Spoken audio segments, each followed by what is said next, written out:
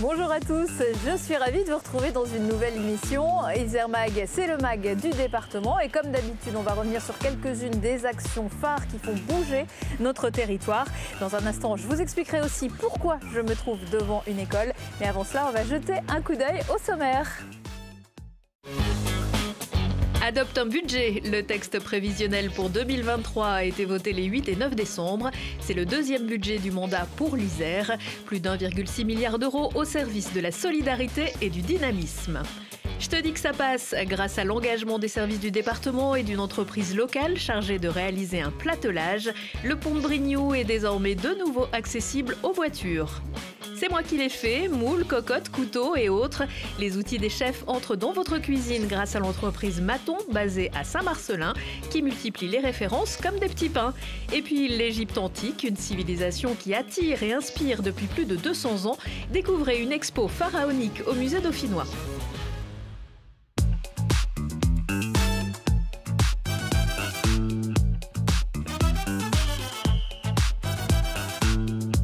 Alors si on a choisi d'être présent devant l'école Gustave Rivet de Domaine, c'est parce que grâce au département, l'Isère est à bonne école. Explication de texte avec Sandrine Martin-Grand. Bonjour. Bonjour. Et vous êtes première vice-présidente du département en charge de l'équité territoriale. Alors on sait que le département œuvre pour les collèges avec notamment, et on en a déjà parlé dans cette émission, de la rénovation, la carte tatou ou encore la cantine à 2 €. Mais alors pourquoi le département a-t-il choisi de s'intéresser aux écoles, quand bien même ce n'est pas sa compétence, c'est la compétence des communes?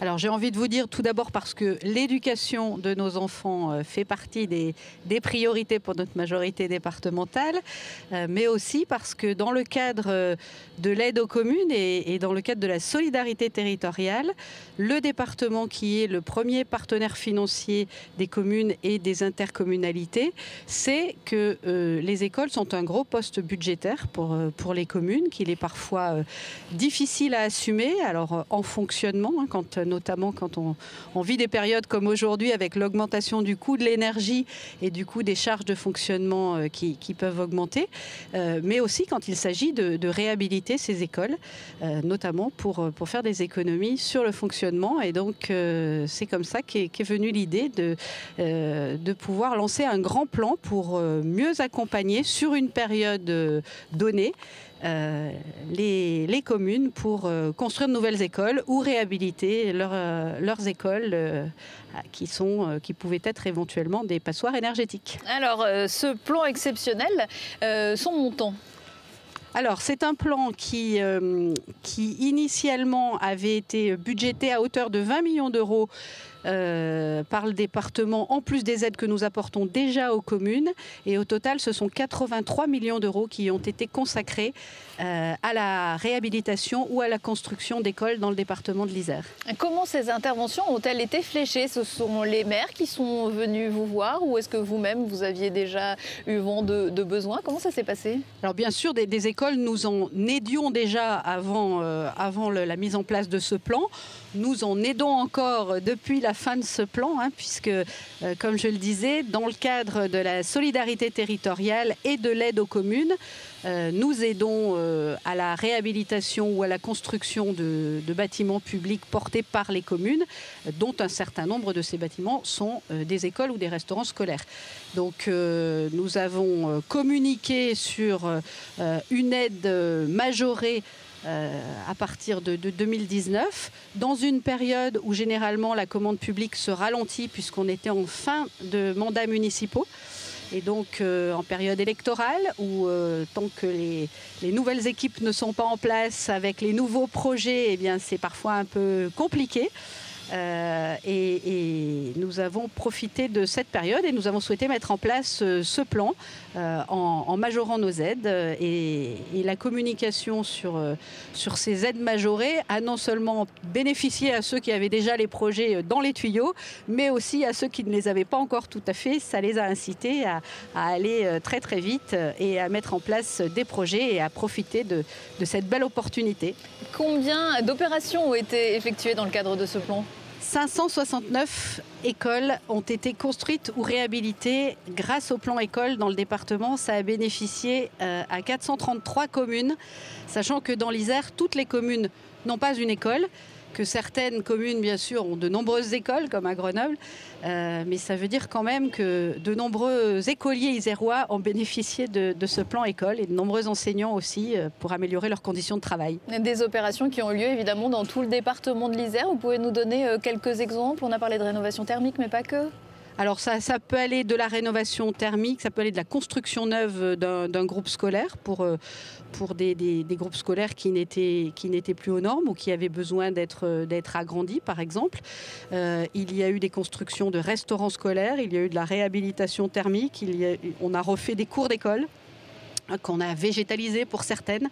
Enfin, il y a eu vraiment toutes sortes d'opérations et sur tous les territoires de l'Isère et aussi bien des toutes petites communes en regroupement pédagogique que sur Grenoble qui a profité de ce plan école pour dans le cadre d'un grand plan qu'ils avaient mis en place de réhabilitation de leurs écoles, ont pu bénéficier pour un certain nombre de ce bonus. Et comment le département compte continuer d'aider les communes ? Alors, le département a terminé donc, ce plan école, nous l'avons arrêté en juin 2022, après une prolongation, puisque nous avions initialement prévu de l'arrêter en 2021, et puis avec la période de la crise sanitaire et des retards pris, notamment dans les livraisons des matériaux, eh bien, nous avons fait le choix de le poursuivre d'une année supplémentaire, mais il fallait à un moment donné l'arrêter pour pouvoir engager de nouveaux plans. Donc c'est le cas, alors pour les écoles toujours, plus sur le volet du fonctionnement au niveau des équipements informatiques, puisque nous nous inscrivons dans une démarche nationale qui s'appelle Territoire numérique éducatif, où avec l'éducation nationale, nous aidons les communes à équiper leurs écoles, à les équiper, mais aussi à former à la fois les enseignants, mais aussi les parents, pour constituer un environnement très favorable à l'apprentissage de l'informatique pour les petits, y compris les tout petits, puisque ça démarre dès la maternelle. Donc ça, c'est nouveau, ça démarre à la fin de cette année et pour 3 années. Et puis, plus sur l'aide aux communes, nous avons mis en place et voté, l'Assemblée départementale a voté un bonus énergétique, un bonus pour aider à la rénovation énergétique des bâtiments, où nous accompagnons par un bonus de 10% tous les projets ambitieux en matière de rénovation énergétique. Et on rappelle évidemment qu'avant de mettre en œuvre toutes ces actions, il faut passer par l'examen et le vote du budget par les 58 conseillers départementaux. Merci beaucoup Sandrine Martin-Grand. Merci à vous. Et je vous laisse parce que je crois que vous êtes très occupée et moi je vais aller rejoindre le maire de Domaine, Christelle Bayon. Merci. Pour voir cette belle réhabilitation qui prend forme. Merci à vous. Et les 8 et 9 décembre, les budgets primitifs 2023 du département ont été votés en séance publique. Avec un budget d'investissement parmi les plus élevés de son histoire, le président Jean-Pierre Barbier et son conseil veulent continuer de rester solidaires malgré un contexte économique et énergétique contraint. C'est un budget qui est adopté dans un contexte pour le moins mouvementé, puisqu'on connaît les effets de la crise en Ukraine, de l'inflation, de la pénurie de certaines matières, de la crise énergétique qui nous frappe au plus haut point. Ce qui est très marquant dans ce budget, c'est que le département a fait le choix d'éviter de se replier sur lui face à ces menaces, mais au contraire d'adopter un budget qui est très offensif, en fonctionnement. C'est un budget total qui va s'établir à 1,6 milliard d'euros. Donc c'est un gros budget d'action au service des Isérois, avec une hausse de nos charges de fonctionnement à hauteur de 3,5%. Le département fait le choix de créer 79 postes cette année d'agents qui sont en proximité et au plus proche de ceux qui en ont besoin, parce qu'ils sont frappés difficilement par la conjoncture, donc les Isérois les plus fragiles. Et on a plus de 400 millions d'euros d'investissement, avec la poursuite de l'entretien de notre patrimoine routier, de la transition énergétique dans les bâtiments du département, avec l'ouverture d'une deuxième tranche de rénovation des collèges. C'est-à-dire que la moitié des collèges du département ont été complètement rénovés dans le courant du mandat 2015-2021. On entame maintenant la rénovation de la deuxième tranche. On a un gros budget aussi dans le champ de la culture, avec notamment l'engagement du nouveau musée départemental à Vienne, avec la poursuite des travaux sur le Palais du Parlement à Grenoble. Donc voilà, un budget qui n'est pas un budget de repli, parce qu'on est persuadé que si on veut surmonter cette crise, il faut l'affronter, il faut agir et il faut éviter de se paralyser. Au total, 58% des dépenses du département, soit 685 millions d'euros, sont prévus pour l'accompagnement des publics les plus fragiles, personnes âgées, jeunes en difficulté, personnes handicapées ou en situation de précarité forte sont concernées par exemple.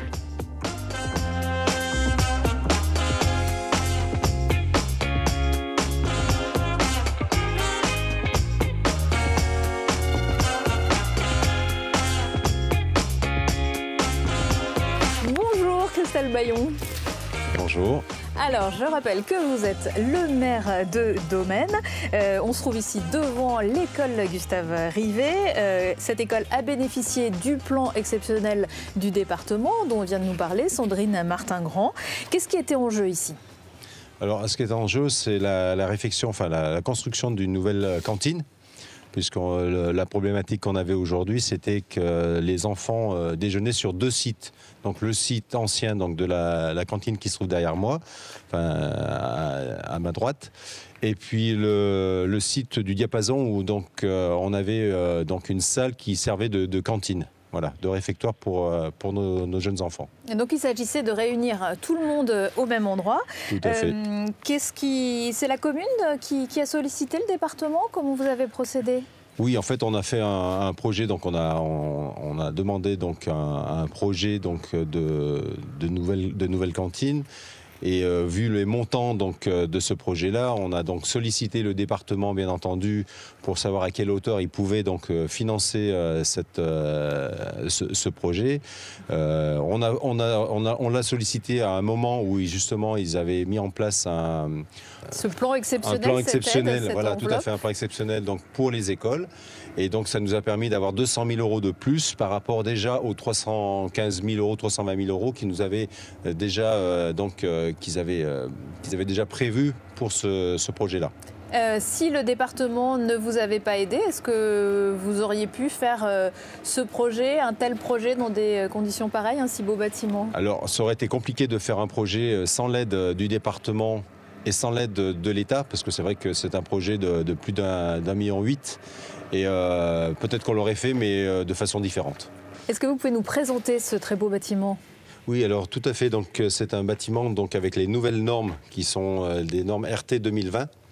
Donc avec l'isolation extérieure bien entendu qui est prévue pour éviter donc une surconsommation du chauffage l'hiver et il y a un système de climatisation naturelle pour l'été. À l'intérieur, nous avons aussi opté pour une isolation phonique pour le bruit que les enfants donc, produisent quand ils déjeunent. Moi j'en ai 2, déjà ça fait du bruit, alors j'imagine, il y en aura combien dans cette cantine? Donc normalement 280 enfants, entre les maternelles et les élémentaires, donc ça fait un peu de monde. Et c'est vrai que voilà, on a mis un point fort sur l'acoustique à l'intérieur pour éviter donc ces bruits qui sont toujours gênants pour les enfants, parce que c'est un moment aussi de détente pour eux. Et donc voilà, c'est une de nos priorités entre autres. Alors, est-ce que vous avez un calendrier des travaux à nous communiquer? Oui, alors le livrable donc, de la première phase donc, est fin décembre. Et le livrable de la deuxième phase sera donc fin septembre, début octobre. Donc pour la rentrée 2023-2024. Pour la rentrée 2023, on espère que voilà, tout soit bien livré pour tous les enfants et qu'ils puissent justement rentrer dans cette belle cantine en totalité, puisque la première phase se terminant donc en décembre 2022. En décembre 2022, ils pourront rentrer dès le retour des vacances scolaires dans la cantine qui sera terminée ici, voilà, sur la première phase. Merci Christelle Bayon, et je vous propose à présent d'aborder un autre sujet qui vous concerne sans doute aussi, puisque c'est pas très loin d'ici.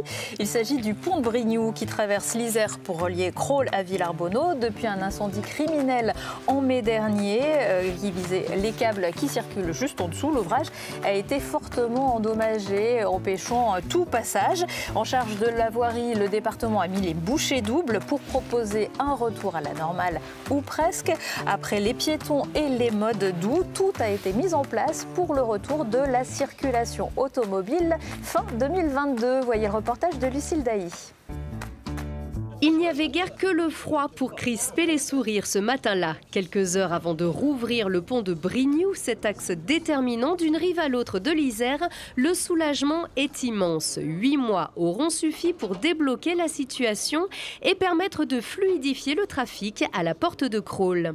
C'est une excellente nouvelle bien sûr pour toutes celles et ceux qui vont pouvoir l'utiliser, pour les commerçants qui vont pouvoir avoir des fêtes de Noël apaisées. Donc voilà, on est très heureux d'avoir tenu les délais. Tout ça n'était pas gagné au départ.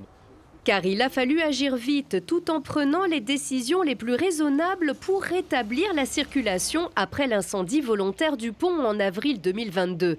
L'hypothèse de la reconstruction semblait alors inévitable. Elle aura lieu d'ici à 4 ans.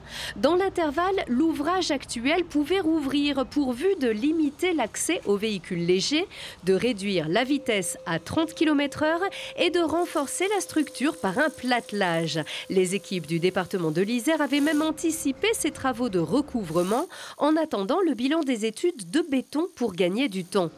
Ça a vraiment été la clé de la réussite, de pouvoir mettre en œuvre toutes les procédures techniques, administratives pour faire en sorte que nous soyons dans des délais très courts. La reconstruction de ce pont, c'est tout de même 1 million d'euros. C'est une agression insupportable pour nos concitoyens qui coûte cher à la collectivité, très cher à la collectivité. Et à ce titre, la réactivité du conseil départemental est à souligner, puisqu'on se trouve aujourd'hui, quelques mois après, avec une offre de passage, certes temporaire, mais quand même bienvenue. Bienvenue et partagée entre voitures, piétons et cyclistes, à condition de respecter les consignes de sécurité. L'événement aura néanmoins permis d'accélérer les habitudes de mobilité douce sur cette portion du territoire. Prochaine étape, la construction d'un nouveau pont en amont du premier. Les travaux pourraient débuter fin 2024 pour une fin de construction prévue fin 2026.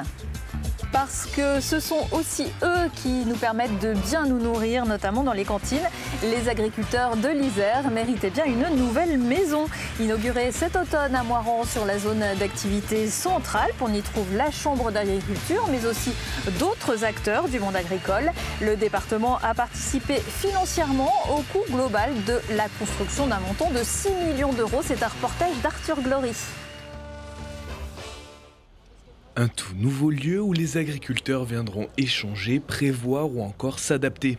La Maison des agriculteurs a élu domicile à Moirans. La Chambre d'agriculture, la FDSEA de l'Isère et son journal agricole Terre Dauphinoise ainsi qu'Adis ont choisi d'implanter leur siège dans la zone d'activité Centralpes. Un rouage indispensable pour la transition agricole que subit le secteur. C'est vraiment le siège de la Chambre d'agriculture. Donc on retrouve l'ensemble de ses services consulaires. Donc là-dessus avec le volet conseil, le volet d'avis qu'on donne aussi pour différents dossiers. Et puis après tout ce qui est conseil et surtout donc vraiment d'être là aux côtés des agriculteurs dans leurs projets, quels qu'ils soient. Avec 80% de la consommation électrique produite par des panneaux photovoltaïques et un système de refroidissement assuré par des poutres froides, ces nouveaux locaux prennent compte des enjeux environnementaux. La Chambre d'agriculture a quand même une vraie politique, une philosophie quand même de vie et on a voulu un bâtiment qui leur ressemble. Et le travail qu'on a fait avec eux, c'est essayer de positionner en fait la production locale, le bois de Chartreuse en l'occurrence, dans le bâtiment. De mettre aussi du béton qui est plutôt bas carbone de chez Vicat aussi sur cette construction. Donc chaque fois qu'on a fait un geste, on a essayé de diminuer notre impact carbone. Le département subventionne le projet à hauteur de 500 000 € et compte faire le lien entre les différentes communes de l'Isère. Le département, alors que ce n'est pas une compétence obligatoire, consacre chaque année 10 millions d'euros à l'agriculture, participe au financement de la Chambre, parce que pour nous c'est important d'avoir une chambre d'agriculture forte parce que c'est un interlocuteur pour nous incontournable. Avec un peu moins de 5000 exploitations agricoles pour quelques 6700 salariés selon Agreste, l'agriculture iséroise, comme dans le reste de la France, est en récession. Ce nouvel outil de travail devrait permettre l'émergence de nouveaux projets. Et en 2022, la Chambre d'agriculture de l'Isère a aidé à plus de 120 installations.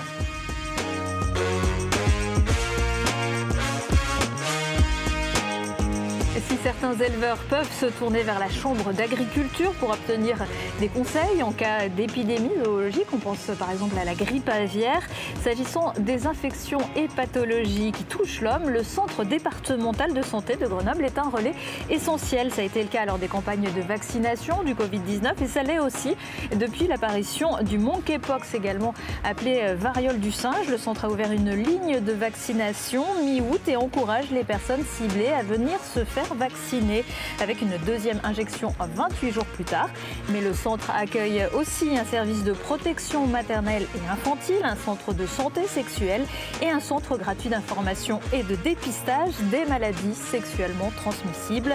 Il peut également sortir de ses murs pour aller à la rencontre des publics les plus éloignés du soin.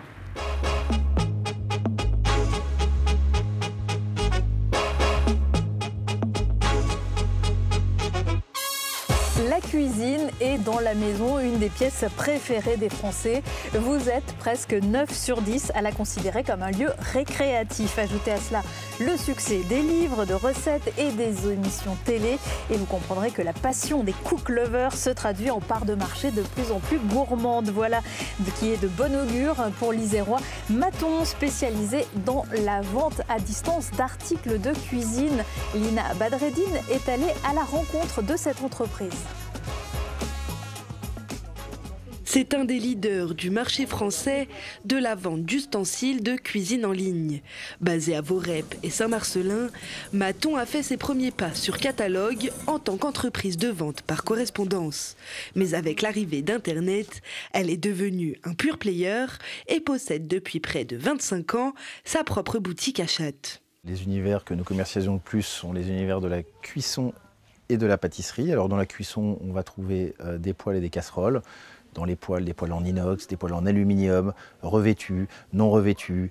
En pâtisserie, on va trouver toute la gamme de moules qu'il faut pour les pâtissiers, plus ou moins confirmés pour pouvoir faire de bonnes pâtisseries. Créée par Vincent Maton, traiteur de formation, l'enseigne a pour objectif de distribuer des ustensiles de cuisine du monde professionnel aux particuliers. Les produits sont sélectionnés par notre équipe d'acheteurs en interne, qui fait des salons, qui est au contact des fournisseurs, qui connaît extrêmement bien son marché, les usages. L'objectif est que le cuisinier amateur qui souhaite choisir de bons produits puisse trouver réellement tout ce dont il a besoin pour cuisiner. Au total, Maton distribue 160 marques différentes. Un tiers de son chiffre d'affaires annuel provient des ustensiles de sa propre marque. Nous avons à peu près 330 000 commandes par an. Avec un gros pic en fin d'année pour la période de Noël. La cuisine est une activité plutôt d'hiver. En novembre-décembre, il nous arrive de dépasser les 3000 colis par jour commandés sur notre site internet. Des ventes qui ont permis à Maton de doubler son chiffre d'affaires en 10 ans. Maton vise les 100 000 références en 2025. L'Isère qui brille dans les cuisines mais aussi sur les sommets et dans les musées. Petit florilège avec quelques temps forts dans notre département. Qui dit hiver dit neige et qui dit neige dit Coupe du Monde de ski de boss avec une étape incontournable à l'Alpe d'Huez mi-décembre. Le 14 décembre, 250 collégiens de l'Union nationale du sport scolaire ont pu suivre entraînement et qualification à l'invitation du département, partenaire de l'événement. En Isère, on aime aussi le vélo, mais pas besoin de pédaler pour découvrir l'exposition Les vélos de Douaneau. Jusqu'au 21 janvier au courant Sainte-Cécile à Grenoble. Le photographe préférait les voitures et pourtant, toute sa vie, il a photographié les vélos. Plus de 70 photographies qui explorent l'histoire de la mobilité dans la société française. Et puis l'histoire du film de comédie, elle se fait à l'Alpe d'Huez en Isère avec le festival international consacré à ce genre cinématographique. Des succès du box-office aux surprises à plus petit budget, en passant par des courts-métrages pour des séances gratuites et surtout une sacrée ambiance. La présidente du jury cette année, l'actrice Karine Viard, inoubliable dans Les Randonneurs ou La Famille Bélier.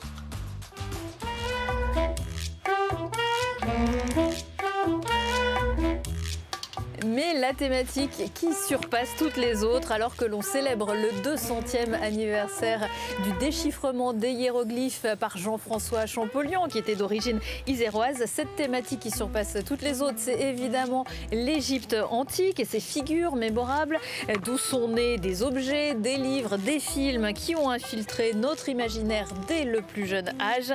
Jean-Michel Humbert, lui, y a carrément consacré une collection à voir en ce moment au musée dauphinois. Voyez le reportage de Charlotte Faulkner.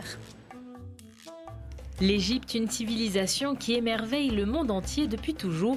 Un engouement et une fascination que l'on retrouve depuis des siècles sur les créations artistiques aussi bien que dans notre vie de tous les jours. Une fascination appelée égyptomanie. L'égyptomanie n'est pas l'égyptologie. Ce n'est pas la science de l'Égypte, ce n'est pas l'égyptophilie, ce n'est pas l'amour pour l'Égypte ancienne. Il s'agit en réalité de production, d'œuvres qui s'inspirent de l'Égypte ancienne, de ses codes graphiques en particulier, de ses codes décoratifs qui vont être réutilisés, réappropriés pour produire des créations, mais dont les fonctions sont vraiment fort éloignées des fonctions premières antiques. Dans les 700 mètres carrés d'exposition, on retrouve des tableaux, des bronzes, des faïences, des photographies, des jouets ou encore des vidéos. Égyptomania, une exposition née grâce à la rencontre entre le musée dauphinois et Jean-Marcel Humbert, docteur en histoire spécialisé en égyptologie. Il collectionne depuis une cinquantaine d'années les objets ou les œuvres en lien avec l'Égypte. Moi, ce qui m'a intéressé au début, où j'ai commencé à acheter simplement un objet, parce que je l'ai trouvé amusant au marché aux puces. C'est comme ça que ça a commencé. Et petit à petit, j'ai été attiré par ces objets parce qu'on ne les connaissait pas. On n'avait rien sur eux, ils n'étaient pas dans les musées, c'était des objets beaucoup plus courants souvent. Et donc ça m'a vraiment intéressé. Je me suis mis à acquérir ces objets pour pouvoir les étudier, pour pouvoir en faire le catalogue, voir les rapports qu'ils avaient entre eux. Créer des séries cohérentes, que ce soit des séries par thème, par date, etc. Et petit à petit, la collection a pris une ampleur que je n'avais pas voulu du tout à l'origine et que je n'avais même pas imaginé. Au total, près de 500 références de la collection de Jean-Marcel Humbert sont présentées pour cette exposition unique en son genre qui nous permet de mieux comprendre pourquoi l'Égypte ancienne nous fascine autant. Les musées départementaux vous proposent aussi de découvrir 2 autres expositions qui sont consacrées au bicentenaire du déchiffrement des hiéroglyphes, l'une aux archives départementales à Saint-Martin-d'Air et l'autre à Vif au bien nommé musée Champollion. Voilà, c'est ainsi que s'achève cette émission. Retrouvez-nous également en ligne sur www.telegrenoble.net et pour plus d'infos, vous pouvez aussi vous reporter à l'Isère Mag, un numéro exceptionnel, c'est le numéro 38. Quant à moi, je vous dis à très bientôt.